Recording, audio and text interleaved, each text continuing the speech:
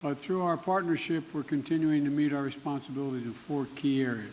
First, I'm proud to announce we're working with Congress to designate Kenya a major non-NATO ally. That's a fulfillment of years of collaboration. Our joint counterterrorism operations have degraded ISIS and al-Shabaab across East Africa.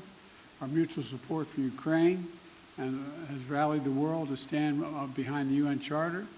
And our work together on Haiti is helping pave the way to reduce instability and insecurity. Right now, many countries, debt stands in the way of growth. Too many nations are forced to make a choice between development and debt, between investing in their people and paying back their creditors.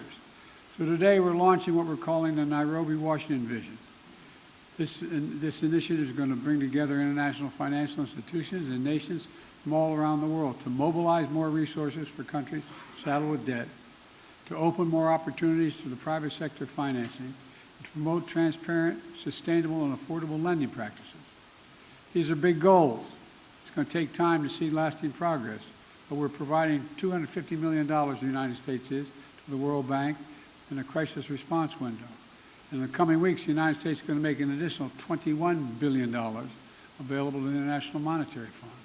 And today, I'm proud to announce there will be $250 billion in new lending capacity for multilateral development banks like the World Bank to help low-income nations invest in their development and tackle growing challenges. My visit provides us, Mr. President, with the opportunity to celebrate 60 years of bilateral relations rooted on shared values of freedom, democracy, rule of law, equality, and inclusivity.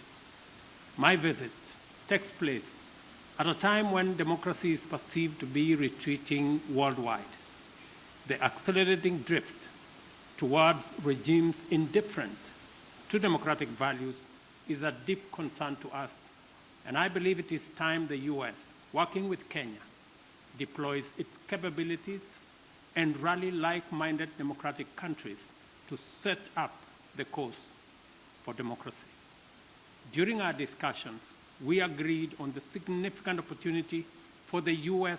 to radically recalibrate its strategy and strengthen its support for Africa, as discussed at the U.S.-Africa Leadership Summit, by enhancing its investment in the institutions of African integration and increasing support for peace and security. It is important for us to appreciate that many countries in Africa, including Kenya, are struggling with an overwhelming convergence of multiple shocks, including extreme climate events, debt distress, and the disruptive upheavals in Europe and the Middle East, whose cumulative impact is to divert national resources from investment in people and economic growth into managing climate-induced crises and servicing sovereign debt. For this reason, I have underscored the imperative for our partnership to facilitate recovery from these multiple crises, and particularly for the United States of America to take a leading role in a comprehensive debt resolution framework by doubling contribution to the concessionary financing window of the World Bank, and also to work with the IMF on rechanneling SDRs to institutions like the Africa Development Bank to further leverage on private sector funding to support countries.